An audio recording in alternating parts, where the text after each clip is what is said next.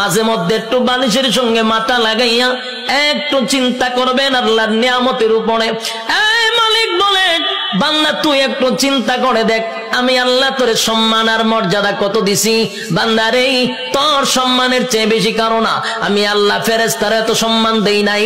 ফেরেশতা নূর দিয়া বানাইছি, ফেরেশতার জন্য জান্নাত বানাই নাই।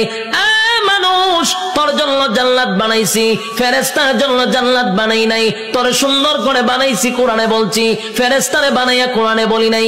এত সম্মান, এত মর্যাদা আর এত নিয়ামত আমি আল্লাহ তোরে দিলাম। দুইটা চক্ষু দিলাম, এত পাওয়ারফুল চক্ষু যে তাকানোর সাথে সাথে সাত আসমান একেবারে 500 বছরের রাস্তা আমরা দেখতে পারি। সুবহানাল্লাহ। এখান থেকে তাকাইলে যে আমরা নীল আকাশ তারকা দেখি, তারকা প্রায় 200-300 বছরের রাস্তা।